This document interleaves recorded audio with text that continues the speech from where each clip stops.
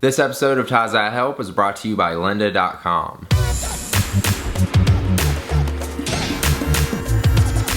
What's up, guys? It's time for another episode of Question Time, the series where you guys ask me questions and I answer it in video. I got all the questions right here on my iPad mini that were sent in via Twitter, Facebook, Instagram, Google+. You know the whole deal. If you want to follow me on those, the links are down below in the description. But yeah, let's get started and I'm gonna answer your questions. Brenna asked, how turn up are you going to get at Playlist? Hashtag turn up. So in case you don't know, right now Playlist Live is going on in Orlando, Florida. I'm actually recording this video ahead of time so I can post it while I'm there. Today's Thursday when this video is going to go up, but Playlist Live starts Friday, the day after. It's basically like a YouTube event where YouTubers come, viewers come, and we pretty much just hang out for a weekend. I get to meet you guys get to meet me, and all of your other YouTube people that you watch, and yeah, it's just a really fun time. If you want to check it out, Playlist-Live, obviously it's going to be over, or you missed it if you didn't get a chance to get your tickets, but they will have another one probably, so come to that, or come to VidCon, or Vlogger Fair, or any other YouTube events. I'll be probably at all of them. But yeah, how turned up am I going to get a Playlist? Probably a lot. It should be fun. Justin asked, what are you looking forward to in the iPhone 6? I want the iPhone 6 to have a bigger screen. I'm tired of having this little tiny screen on my iPhone 5S, and then all the Android phones out there have like a 5-inch plus screen. I'm ready to have a bigger screen on the iPhone. It just needs to happen. That's my main want for the iPhone 6. Other than that, I really don't care. It could be the same phone, just a bigger screen, and I will be happy. Tom asked, do you think you'll still be doing YouTube in 10 years time? That's a hard question to answer because who knows if YouTube's even gonna be around in 10 years,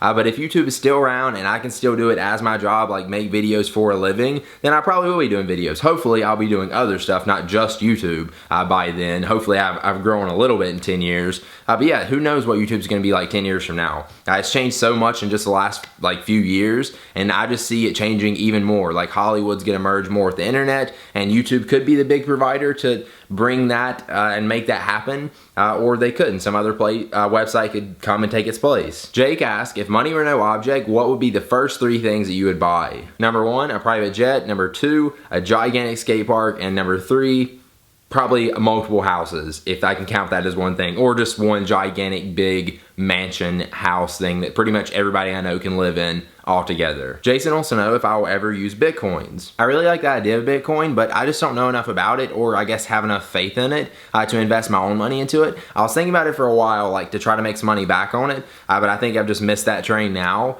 But yeah, Bitcoin as like our future currency, I don't really see that happening with like Dogecoin and Flappy Coin and all the other mock-ups and stuff coming up. I think it brings down the value of Bitcoin, not like the actual value amount, but just the idea behind Bitcoin. I like the idea, like having a free open currency that nobody really controls, and it makes it easy to send money back and forth online. I think our currency should be online, just I don't have enough faith in Bitcoin to actually put my money into it, and I don't think it's the future of our currency. Maybe the idea of it is, but not Bitcoin itself, so that's my thoughts on it. Nick asked, which are you looking forward to and why? A Google SmartWatch or an Apple iWatch? I'm excited about both watches, but if I had to pick one that I was like most excited for, I would say the iWatch, and the reason is because I don't really know what to expect from it. Apple's like never really made a product, or at least from what I can remember, like an iWatch.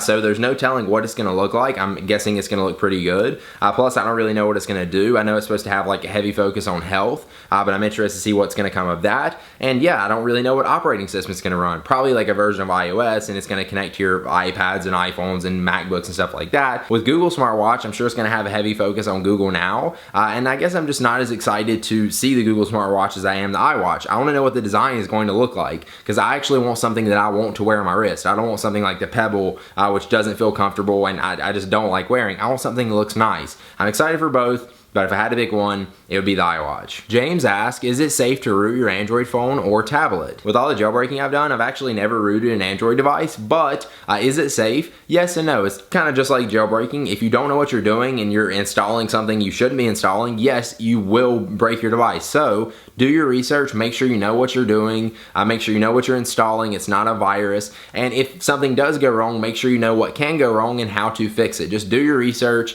and be prepared, and you should be fine.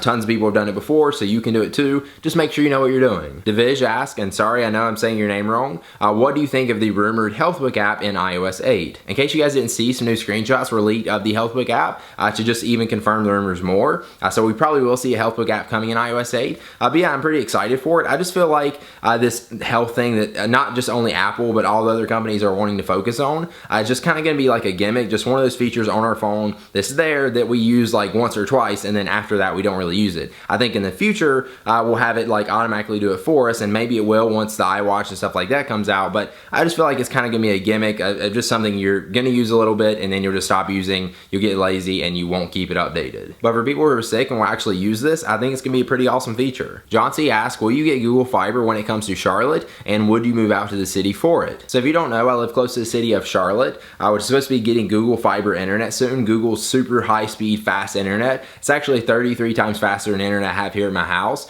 which is 30 down. Google Fiber's 1,000 down. So will I be moving to Charlotte once Google Fiber comes there? Hopefully, probably. I want to, just for the internet alone, which is funny that I'm wanting to move just for internet.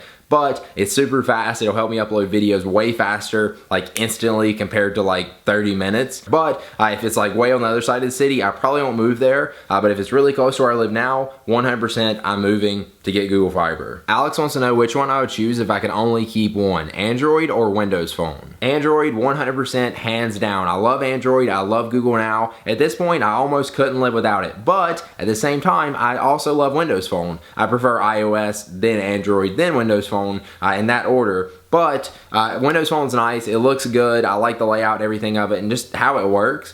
But there's just not enough apps for me to suit my liking. Like most of the main stuff I use is on here, just not everything. So yeah, if I had to pick one between Windows Phone and Android, definitely gonna go with Android. Way better, blows Windows Phone out of the water. And finally, Marcos asked, if you could go back 2,000 years in time to show them our technology, what would you bring? If I could only bring one thing with me, it would definitely be a computer. Why? Because it has a hard drive on it, tons of space, and I could just load it down with like movies and music and pictures and stuff like that. Think about how crazy that would be for them to hear music coming out of a computer. People 2,000 years ago, which have never heard of any of this stuff, that would be amazing. And it's got a camera in it, so I could take pictures and show them taking a picture of themselves, and they'd see it on the screen. I'd probably get killed because they think I was like a wizard or a witch or something like that, and I was doing magic and voodoo. But yeah, think of how much that would blow people's minds if you brought a computer back. Obviously, you wouldn't have internet data, so before he went back in time, you'd have to like load it down with some stuff. But yeah, if I had to, I would bring a computer. That would be absolutely amazing. Alright guys, that's it for the questions. If you enjoyed this video, please be sure to click the like button down below, and then also make sure you subscribe to my daily vlog channel. Like I said, we're at Playlist Live right now, so if you want to see the videos from that, we post videos Monday through Friday, so make sure you check them out. And then also subscribe to this YouTube channel for more tech videos like this, and I will see you guys in the next one. Now before we head out of here, let's take one last look at our sponsor for this video. Peace. You can learn it at lynda.com, an online learning company with more than 77,000 video tutorials that teach you software, creative, and business skills. Memberships start at just $25 per month and provide unlimited 24/7 access to top quality video courses taught by expert instructors with real-world experience. You can learn anywhere, anytime, and at your own pace. They got everything from bite-sized tutorials to comprehensive courses in web design, programming, design, photography, business, audio and video, and 3D and animation. With new courses being added every week, their training library keeps pace with today's fast-changing technical and software skills. You can even save and prioritize your courses in your queue for when you're ready to watch, and you can track your progress in each. And you can even learn on the go with their optimized mobile site or their free iPhone and iPad app for members. So if you want to try it out, just go to lynda.com/Ty and you'll get 7 days free. Again, that URL is lynda.com/Ty.